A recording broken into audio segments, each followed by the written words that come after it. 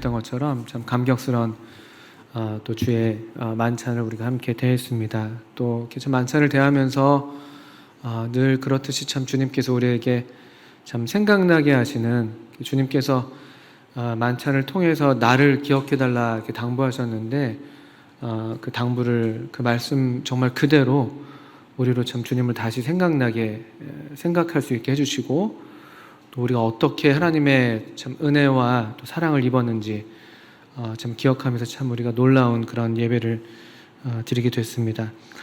오늘 예배를 드리면 생각난 말씀이 있어서 로마서 8장 말씀 먼저 한번 펴주시면요. 어제가 보니까 광복절이었더라고요. 광복 75주년 되는 그런 광복절이었는데 또 오늘 참 우리가 이렇게 예배를 드리면서 우리가 어떻게 이렇게 죄로부터 이렇게 해방되었는가, 또 우리가 지금 마지막에 불렀던 찬송처럼 우리가 이 죄의 속박으로부터 어떻게 주님께서 자비로우신 주님의 손길로 우리를 건져 주셨는지 이렇게 생각을 하게 됐습니다. 로마서 8장 1절을 보시면 1절 2절을 한번 제가 읽겠습니다. 그러므로 이제 그리스도 예수 안에 있는 자에게는 결코 정죄함이 없나니 이는 그리스도 예수 안에 있는 생명의 성령의 법이 죄와 사망의 법에서 너를 해방하였습니다. 놀라운 그 해방 선언인 것이죠. 또 오늘 여러 형제님들, 또 우리 성령님께서 우리 마음을 감동을 하셔서 우리 형제님을 통해서 우리가 같이 예배했던 주제가 바로 이것이 아니었나 생각합니다. 우리를 해방하신, 우리를 정죄하지 않으시고 우리를 죄로부터 자유케 하시고 이 자유한 나라 가운데 우리가 지금 이 자유민주주의 이 국가에서 이렇게 자유롭게 지내는 것처럼 이 흑암의 권세에서 사랑의 아들의 나라로 옮겨져서 구속국 속량을 죄사함을 받아서 자유하게 하나님을 이렇게 기쁘게 섬기고 예배하는 특권이 얼마나 참 놀라운 것인가. 이렇게 우리가 죄에게 종노릇하지 않고 우리 자신을 기꺼이 의에게 우리 자신을 드릴 수가 있는, 또 하나님께 드릴 수가 있는 그런 자들이 되었는지 참 생각하게 됩니다. 이를테면 로마서 6장에서도 그런 말씀들 생각이 납니다. 6장 14절 같은 말씀 보실까요? 6장 14절. 죄가 너희를 주장하지 못하리니 이는 너희가 법 아래에 있지 아니하고 은혜 아래에 있음이라. 17절 18절. 하나님께 감사하리로다. 너희가 본래 죄의 종이더니 너에게 전하여 준 바 교훈의 본을 마음으로 순종하여 죄로부터 해방되어 의에게 종이 되었느니라. 22절 말씀. 그러나 이제는 너희가 죄로부터 해방되고 하나님께 종이 되어 거룩함에 이르는 열매를 맺었으니 그 마지막은 영생이라. 참 이렇게 이 죄의 어떤 그 지배 아래에서 우리가 벗어나서, 원래 우리가 죄의 종이었는데 이 복음에 우리가 마음으로 순종하게 되어서 죄로부터 해방되고 또 의에게 종이 되고 또 우리의 지체를 의에게 종으로 내어줄 수 있는 이런 자유가 우리에게 있고, 또 그래서 하나님께 종이 돼서 거룩함에 이르는 열매를 맺게 되는 우리 자신을 이렇게 보게 될 때 놀라운 사실 변화잖아요. 우리가 이런 사람들이 아니었는데 어떻게 우리 안에서 이런 거룩한 성령의 소욕이 생겨서 어떻게 하나님께 우리 자신을 드릴지, 또 어떻게 하나님께 우리를 산 제물로 드릴지, 이런 것들을 생각하게 되고 또 그것을 마음으로 또 우리 주님께 고백하게 되고 또 그것을 우리의 예배로 또 표현하게 되고, 참 이런 우리 자신을 보게 될 때, 또 저 자신을 보게 될 때 참 놀라운 일이다. 놀라운 일이다. 우리 성도님들 다 그러시겠지만 저도 이렇게 죄의 종이었을 때, 죄에게 종이 되어 있었을 때는 정말 비참한 그런 우리가 정말 비참한 삶을 살았잖아요. 우리가 마음으로 원하지 않는 그런 죄에게 끌려다니면서 아무리 우리가 죄를 원치 않아도 그것을 이렇게 거부할 수 있는 능력도 없고 힘도 없고 그런 자유도 없고 그런 권리도 없고, 그러니까 내내 그냥 우리가 종노릇하면서 일생에 그냥 이렇게 사망에 매여서 그렇게 살아왔었는데 하나님께서 우리 가운데 찾아와 주셔서 우리를 이렇게 자유롭게 해줬을 때 해주신 그런 그 손길 우리가 모두가 경험했고, 또 그래서 이렇게 함께 주님을 예배하는 놀라운 자리에 있다는 생각을 할 때 참 놀라운 은혜를 우리가 누리고 있다고 생각이 듭니다.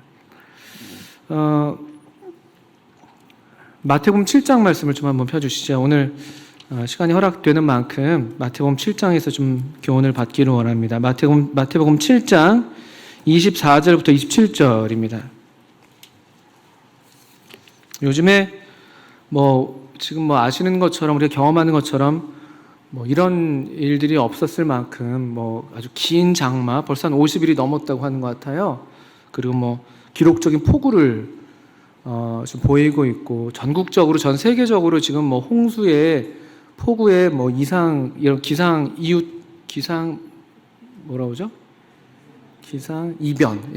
이변 때문에 참 전 세계가 앓고 있죠. 중국 어디 그 서쪽 어디를 보니까 또 수재민만 한 5천만 명 된다고 하고, 인도, 스리랑카 등등등 이런 참 아주 뭐랄까요, 참 전례 없는 그런 흔들리는 세상을 우리가 살아가고 있습니다.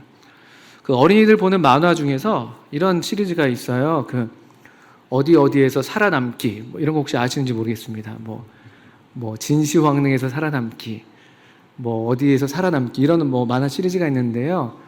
바야흐로 요즘 같은 때에는 정말 이런 위태로운 세상에서, 또 이런 흔들리는 세상에서 어떻게 살아남아야 될지, 물리적으로 뿐만 아니잖아요. 지금 벌써 코로나는 말할 것도 없습니다. 지금 좀 잔잔해지는가 싶더니만 어제 그제 150명 훨씬 넘게 또 확진자가 나타나고 있죠. 또 그로 인해서 경제적인 위기는 계속해서 지금 요동을 치고 있고, 세상이 좀처럼 그 미래를 예견할 수 없는 어디 한 발 이렇게 이렇게 마음 놓고 좀 디딜 데가 없을 정도로 아주 위태로운 그런 시절을 살아가고 있는데요. 그런 때를 좀 생각하면서 이 말씀이 좀 생각이 났던 것입니다. 왜냐하면은 여기 주님께서 비유를 들어서 말씀하고 계시는데 24절부터 27절 말씀 한번 읽어보겠습니다. 그러므로 누구든지 나의 이 말을 듣고 행하는 자는 그 집을 반석 위에 지은 지혜로운 사람 같으리니, 비가 내리고 창수가 나고 바람이 불어 그 집에 부딪히되 무너지지 아니하나니 이는 주추를 반석 위에 놓은 까닭이요 나의 이 말을 듣고 행하지 아니하는 자는 그 집을 모래 위에 지은 어리석은 사람 같으리니, 비가 내리고 창수가 나고 바람이 불어 그 집에 부딪히며 무너져 그 무너짐이 심하니라. 우리가 지금 살아가고 있는 이 세계의 어떤 모양과 유사한 그런 표현을 하고 계시죠. 비가 내리고 창수는 홍수입니다. 홍수. 비가 내리고 창수가 나고 바람이 불고, 그래서 그 집에 막 부딪혀 오는 것이죠.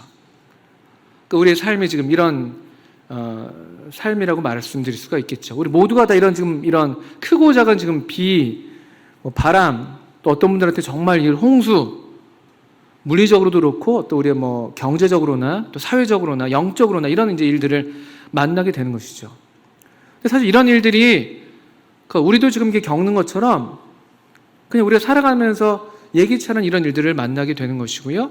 또 우리 영적으로도 마찬가지 이런 위기들을 만나게 됩니다. 항상 우리가 영적으로 승승장구하고 안정적이고 항상 그런 어떤 환경으로 말씀드리자면 그러지는 않은 것이죠. 비가 옵니다. 생각보다 많이 오래 오죠. 우리 1층 사무실 안쪽에 들어가 보시면 비가 벽을 타고 지금 새가지고 계속 지금 바닥에 지금 물이 좀 흥건히 젖어 있어요. 비가 그쳐야지 좀 이렇게 방수 작업을 다시 하다든지 해야 될 텐데 비가 계속 오는 거예요. 우리 홍수가 나고 있죠. 바람이 불고. 그러니까 이런 일들은 우리 모두가 너나 할 것 없이 다 이렇게 맞닥뜨리게 되는 그런 일들이죠. 그런데 이제 문제는 이것입니다. 어떤 집은 근데 그런 와중에 여기 보신 것처럼 어떤 집은 또 그런 어떤 지혜로운 사람들이 있는데, 어떤 사람들인가 보니까 집을 짓는데 반석 위에다가 짓는 것입니다. 반석 위에다가. 그래서 주추를 반석 위에다 놓습니다. 동일한 어떤 이야기를 담고 있는 누가복음 6장에서는 조금 더 다른 표현을 쓰고 있는데요. 깊이 파서 이런 표현을 썼습니다. 깊이 파서. 그러니까 반석이라는 튼튼한 어떤 털을 먼저 이렇게 잡아두고, 그다음 거기에다 이제 기둥을 이제 박는데 깊이 파는 것이죠. 깊이. 근데 반면에 어리석은 사람은 26절, 27절 이하에 보신 것처럼 똑같이 집을 지어요. 근데 문제는 이 사람은 모래 위에다가 그 터를 별 신경을 안 쓰는 것이죠. 모래 위에다가 그냥 집을 짓습니다. 그리고 우리 아시는 것처럼 이 마태복음 7장 24절부터 27절 이 말씀은 5장부터 시작한 산상수훈이라고 하는 예수님의 첫 번째, 마태복음에서 첫 번째 가르침에 결론을 내고 계시는 그런 단락입니다. 그러니까 두 종류의 사람이 있는 것입니다. 지혜로운 사람, 어리석은 사람. 우리 잠언 우리 읽고 있는데 거기서도 많이 이런 모양새가 많이 나타나죠. 지혜로운 사람, 어리석은 사람, 또는 뭐 의인, 악인. 이런 두 종류의 사람이 있고요. 이 마태복음 7장에서는 어떤 사람이 지혜로운가? 반석 위에다가 집을 짓는 사람, 또 아까 누가복음을 빌어서 좀 더 부연하자면 그 기초를 깊게 박은 사람. 어리석은 사람은 모래 위에다가 집을 짓는 사람입니다. 그럴 때 이제 이 두 종류의 사람들의 공통점이 하나 있는 것이죠. 둘 다 그 집을 짓습니다. 둘 다. 그렇죠. 아마 그래서 우리가 겉으로 봤을 때에는 별로 우리가 잘 구별하기가 어려운 그랬을 거예요. 왜냐하면 둘 다 열심히 집을 짓고 있으니까. 아마 어쩌면 또 모양도 비슷할지도 몰라. 한번 그렇게 떠올려 보시면 좋습니다. 왜 우리 뭐 차를 타고 운전하시다 보면 무슨 무슨 하우스들 모여 있는 그 타운하우스라고 하나요? 그런 뭐 별장들 모여 있는 그런 데들 있잖아요. 좀 더 나은 데들은 좀 개성 있는 집들이 이렇게 옹기종기 모여 있는 그런 곳이 있는 반면에 어떤 집들은 그냥 어떤 곳은 그냥 딱 규격화된 그냥 그 하우스들이 그냥 모여 있는 데가 있잖아요. 겉으로 보면 이제 똑같은 집의 모양일지도 모릅니다. 열심히 다 집을 짓고 있고 잘 구분이 안 가는 것이죠. 오늘날 우리식으로 말하자면요, 우리도 이제 마찬가지잖아요. 지금 여기 우리 저도 그렇고 한 100명 가까운 분들이 앉아 계신 것 같은데요. 겉으로 보면 우리가 다 그냥 구분할 수가 없습니다. 우리 어떤 믿음의 정도를 말이죠. 다 우리가 함께 교회에 와 있고, 다 우리 예수님을 믿는다고 하고, 다 주님을 이렇게 예배한다고 하고, 우리가 다 떡과 잔을 참여한다고 하고, 이러고 있는 것이죠. 이렇게 모여 있습니다. 그래도 제가 믿기로는 주님의 은혜로 우리 성도님들이나 저나 이 지혜로운 사람들이길 바라는 것인데요. 또 그러리라고 생각이 드는데, 그럼에도 이 비유의 지금 중요한 포인트는 무엇이 이 두 부류의 사람을 갈라놓는가, 무엇이 똑같이 집을 짓는데 이 집을 다르게 만드는가라는 것이죠. 그것은 보이는 부분이 아닙니다. 보이지 않는 부분이죠. 바닥은 보이지가 않아요. 바닥은 보이지가 않습니다. 기둥이 얼마나 깊이 박혀 있는가는 우리 눈엔 잘 띄지 않습니다. 그런데 그것이 사실은 아주 중대한, 아주 결정적인 차이를 가져온다는 것입니다. 언제 그러냐? 비가 오고 창수가 나고 바람이 불 때, 우리 어떤 이런 믿음의 우리 신앙생활의 어떤 이런 어려운 순간들을 만나게 될 때, 또는 어떤 시험을 당하게 될 때, 그때 어떤 이 믿음의 진가, 좀 더 우리가 확대해서 얘기하자면 주님께서 우리를 심판하시는 어느 한 날이 되게 될 때, 그때 우리의 진가가 비로소 드러나게 되는데, 그것을 견딜 수 있는 그 집이 있는 반면에 견디지 못하는 집이 있다는 것이죠. 그리고 그것은 보이지 않는, 이것이 아주 중요합니다. 왜냐하면 24절에 한번 보시면, 그러므로 누구든지 나의 이 말을 듣고 행하는 자는, 이게 한 부류의 사람입니다. 이 말을 듣고 행하는 자. 26절은 나의 이 말을 듣고 행하지 아니하는 자, 이렇게 되어 있습니다. 그래서 우리가 보통 보면 그냥 이렇게만 보면 행하는 게 중요하구나. 어떤 사람은 행했고 어떤 사람은 행하지 않았으니까 이제 이렇게 해서 우리가 그렇게 교훈을 받아도 크게 문제는 없습니다. 순종이 그만큼 중요하다는 것이죠. 그렇지만 조금 더 이 문맥을 따라서 보자면요, 이것은 지금 그냥 행하냐 행하지 않냐의 문제라기보다는 그 앞에 지금 단서가 되어 있는 이 말을 듣고 행하냐, 또 이 말을 듣고 행하지 않는 이 두 차이인 것이죠. 이 말을 듣고, 그 산상수훈의 이 말입니다. 왜냐하면 사실 그 앞서서 21절부터 보시게 되면 21절부터 23절 우리가 많이 잘 인용되는 말씀인데요. 이게 어떤 사람들이 등장하거든요. 주의 이름으로 선지자 노릇하면서 주의 이름으로 귀신을 쫓아내며 주의 이름으로 많은 권능을 행한 사람들이 있어요. 그 행함이 있는 사람들이 있어요. 근데 그것 역시 비슷한 맥락이 되는 것이, 우리가 겉으로 볼 때는 잘 구분이 안 가는 것이죠. 왜냐하면 훌륭한 것이잖아요. 이 행위가 나쁜 것이라서 지금 문제가 되는 것인가요? 잘 생각해 보십시오. 주님의 이름으로 귀신을 쫓아내고 주님의 이름으로 선지자 노릇하고 주의 이름으로 많은 권능을 행하는 것이 잘못된 행동인가요? 그건 아주 좋은 행동이에요, 사실은요. 아주 바람직하고 우리가 마땅히 할 수만 있다면 이런 일을 하기를 바라는 그런 종류의 행동이에요. 그런 행함입니다.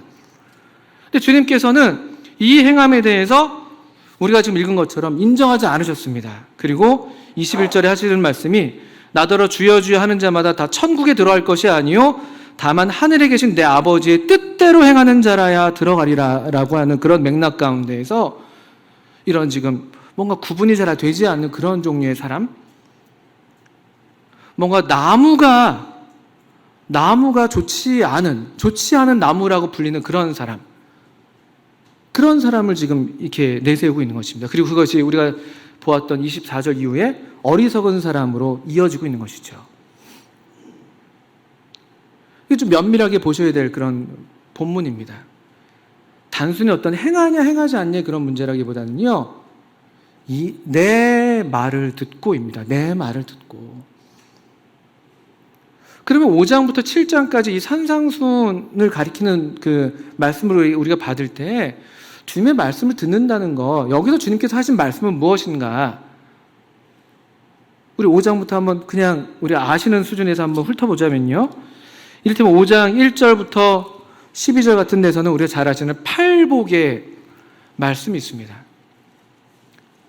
우리가 보통 이 세상에서 생각하는 복의 개념을 완전히 뒤집어 놓은 그런 개념들이죠.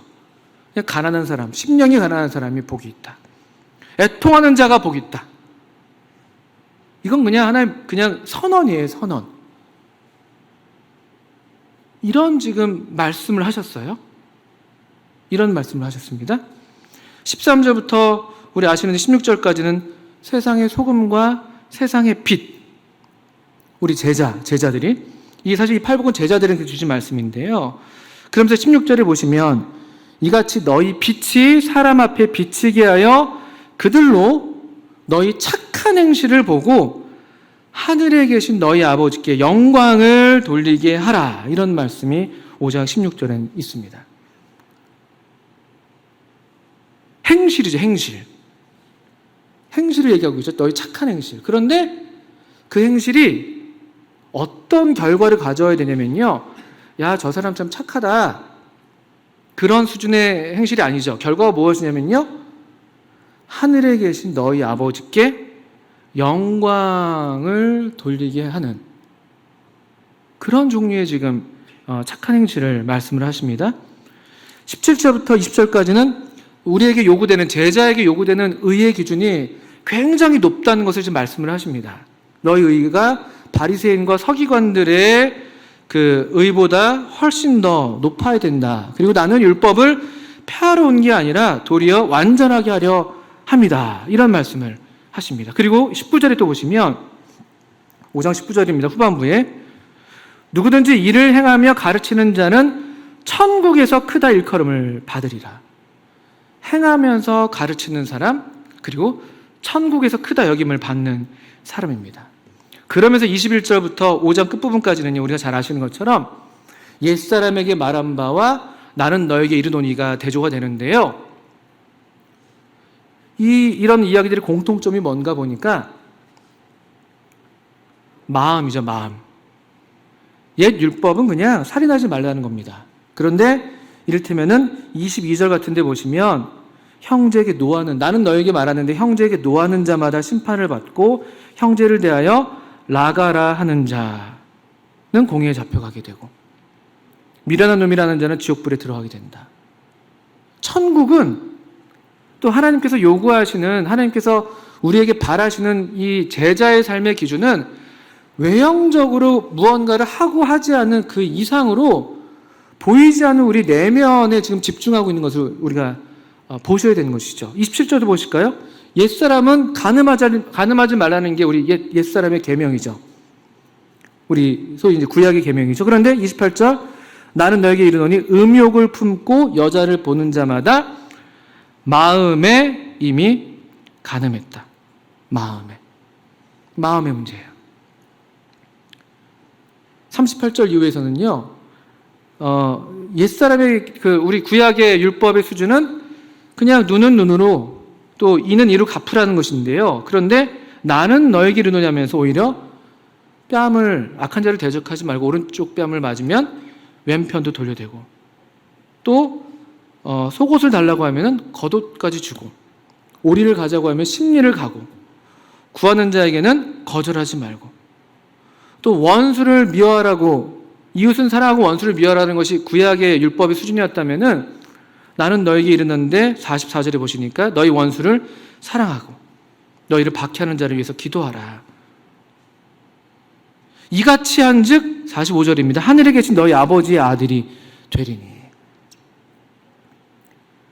이 마태복음이 염두에 두고 있는 당시의 독자들, 유대인들 독자들이 1차적이었을 텐데요. 그들의 수준에서는 그냥 율법을 지키는 것이 아주 최선의 삶이었습니다.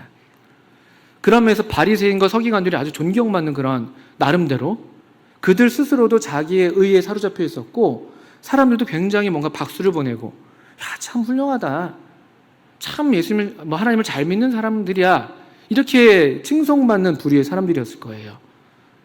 근데 주님께서 지금 그런 가르침을 지금 수정하고 계신 거예요. 하나님의 나라는, 천국은 또 우리도 지금 그 하나님 나라에 들어가 있는데요.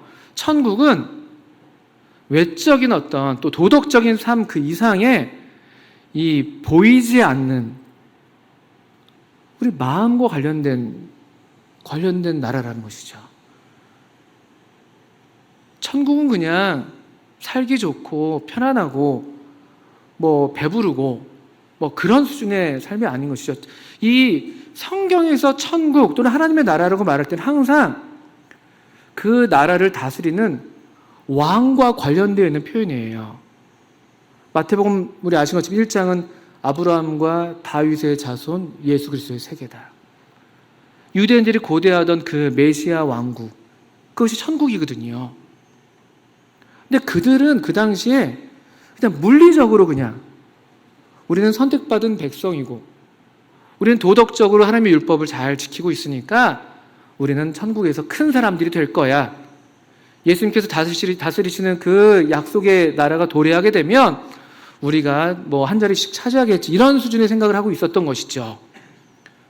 근데 주님이 오셔서 이 나라에 대한 어떤 정의를, 그 나라에 합당한 백성이라고 할 수 있는 제자의 삶을 우리에게 좀 가르치시는 것입니다.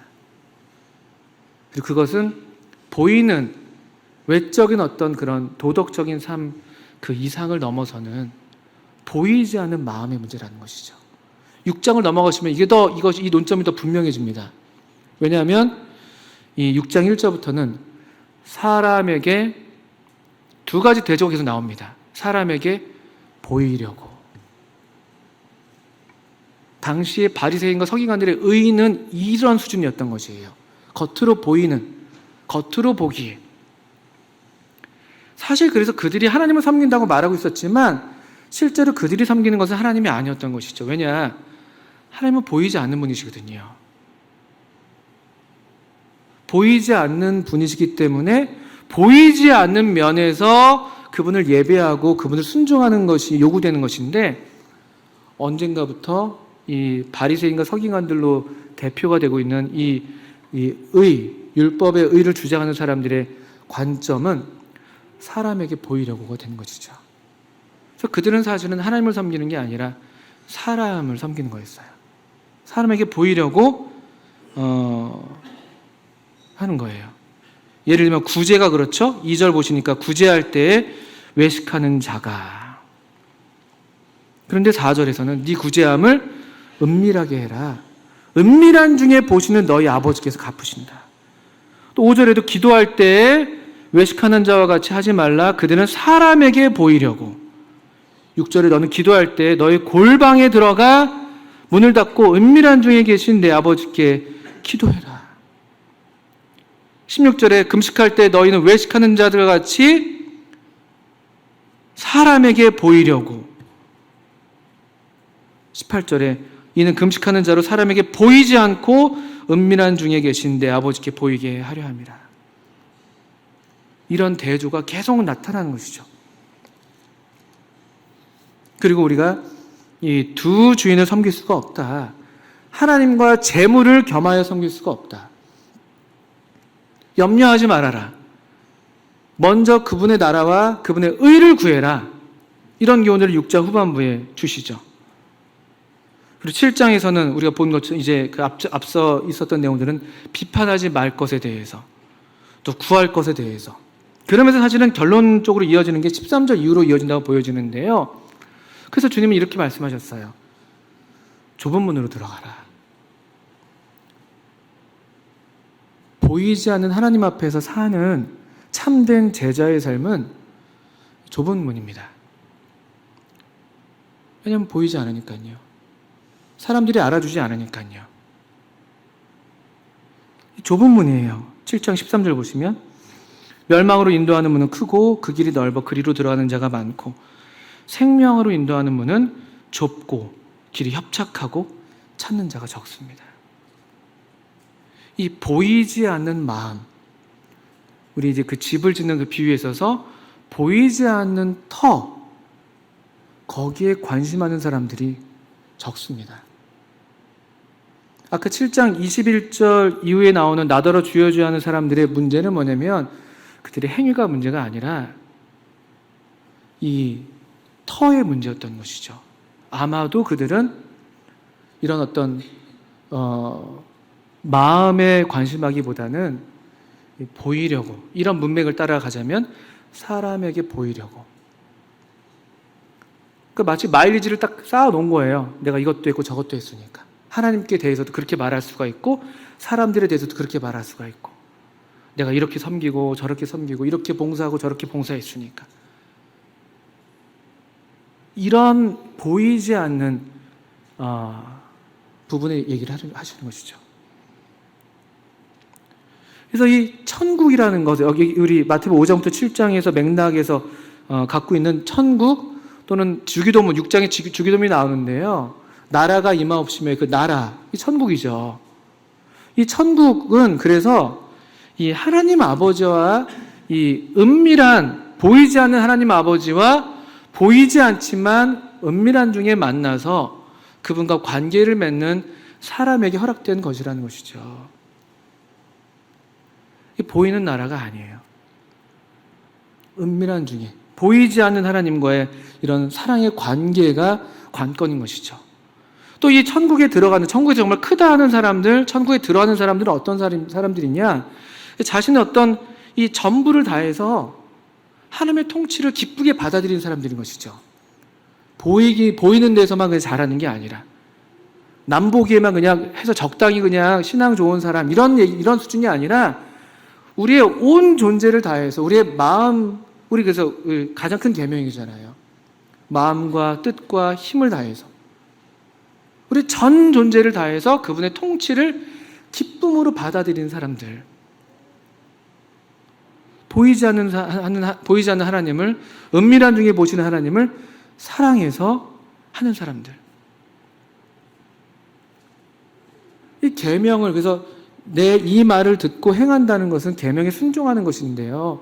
참된 순종은 그래서 무엇을 하고 하지 않는 그 이상으로 이게 사랑해서 하는 것이죠. 사랑해서 하는 것. 그리고 왜 계명을 순종합니까? 얼마나 사실 이 앞에 있는 5장부터 7장까지 나오는 계명들은 얼마나 비효율적이에요. 요즘 같은 세상에 재물을 섬기지 말라고요? 요즘 같은 세상에 내일 일을 위해서 염려하지 말라고요? 하나님의 나라와 그분의 의를 먼저 구하라고요? 요즘 같은 세상에 뺨을 때리는데 이쪽 뺨을 돌려대라고요? 속옷을 달라야 되는데 겉옷까지 준다고요? 오리를 가자는데 십리를 간다고요? 그럼 바보 같은 사람들이 어디 있어요? 심령이 가난한 자가 복이 있다고요? 그 오늘날 우리 현대인들이, 우리들은 이 산상수훈을 별로 좋아하지 않아요. 우리 계산에 안 맞아요. 우리는 계산하거든요. 나한테 이익이 되는 게 무엇인가? 바보 같은 계산하는 거죠, 사실은요. 헛똑똑이들이죠. 그래서 하나님의 계명을 뒷전으로 밀어둬요.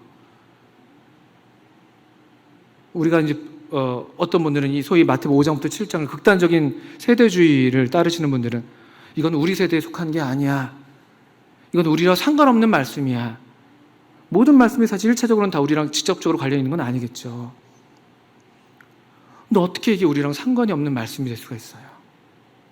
이런 종류의 삶, 이런 종류의 이 말을, 내 말을 듣고 행하는 사람들이야말로 그래서 우리의 행함을 통해서 하늘에 계신 하나님의 어떠하심이 드러나게 되는 그런 종류의 순종의 삶을 사는 사람들이 되는 것이니까요. 얼마나 더 오늘날 필요한 말씀입니까, 우리에게? 얼마나 더 우리가 빛으로 소금으로 부름받은 우리의 부르심에 충성해야 될 책임이 있는 사람들이에요. 이것이 어두운 때예요. 저는 아주 중대한 말씀이라고 여겨집니다. 왜냐하면 우리의 시대는 앞으로 더 흔들릴 테니까요. 더 비가 오고 창수가 나고 바람이 불어올 텐데요. 거기에 영합하는 게 훨씬 더 쉬울걸요. 어떤 종류가 그게 무엇을 어떤 형태가 될지 몰라도 돈의 문제일 수도 있을 것이고 사람과의 관계에서 용서하지 않는 문제가 될 수도 있을 것이고 그런데 여기 보이지 않는 이 반석 우리의 이 기둥을 깊게 내리는 은밀한 중에 보시는 하나님과 관계를 맺는 그런 종류의 신앙이 아니고서는 이런 홍수의 때를 우리가 견뎌낼 재간이 없을 것이에요. 이 21세기 2020년 8월 16일 서울에 살고 있는 대한민국 서울에 살고 있는 우리 아주 이 정치적으로 경제적으로 사회적으로 국가적으로 아주 지금 위태로운 그런 이런 홍수의 때를 살고 있는 우리 지혜로운 사람들이 되어야 되는 것이죠. 이게 우리한테 두려운 경고가 아닐 수가 없습니다. 하나님의 뜻대로 행하는 자라야 천국에 들어간다. 21절. 하나님의 뜻대로 행하는 자. 하나님의 뜻은 나는 제사를 원치 않고 자비를 원한다 하셨던 그 말씀들이 마태복음에서 계속 반복해서 울려 퍼져요. 그런 어떤 의식과 도덕과 그것을 뛰어넘는 우리의 내면의 문제.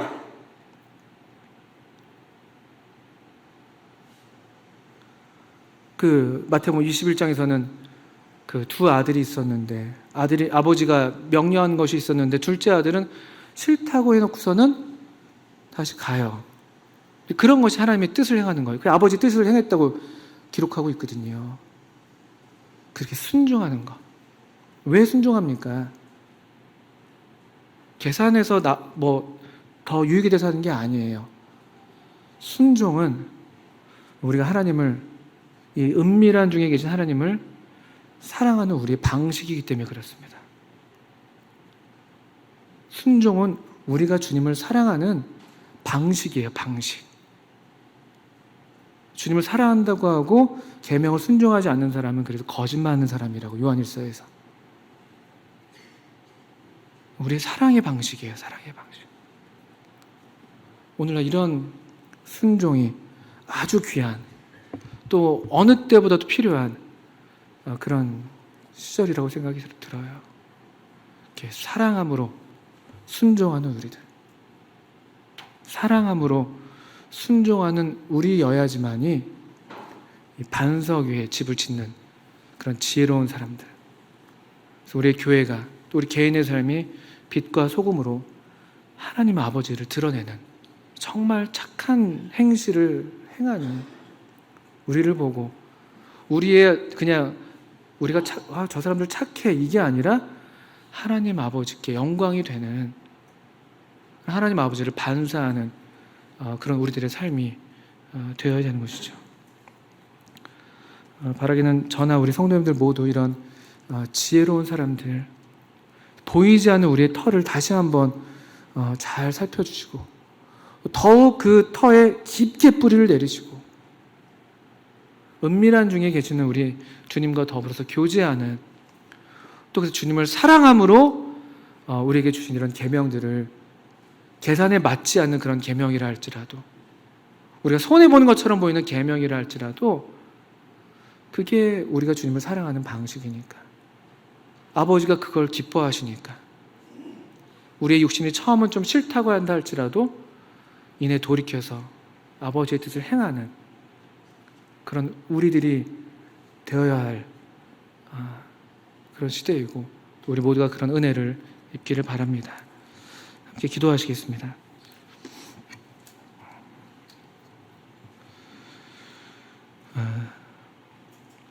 하나님 아버지 말씀을 통해서 저에게 참된 지혜로 계속 초대해 주시고 우리를 불러주시는 것을 인해서 감사합니다. 주님, 지혜가 우리를 참 길가에 서서 큰 소리로 외쳐 부를 때에 주님 저희들로 기쁘게 이 지혜를 향해서 나아가게 하시고, 또 하나님 말씀을 향해 나아가고 듣고 행하는 그런 저희들 되게 하셔서 이 비가 오고 창수가 나고 바람이 불어 우리에게 부딪혀오는 이런 위태로운 때를 만나서 저희들이 오히려 더 견고하게 흔들리지 않고 굳게 서는 저희 모두가 되게 해주시기를 기도합니다. 또 저희를 통해서 온전하신 하나님이 드러나시는 그런 저희 개인의 삶과 또 교회가 되게 해주시기를 기도합니다. 예수님의 이름으로 하나님 아버지께 기도합니다. 아멘. 네, 감사합니다.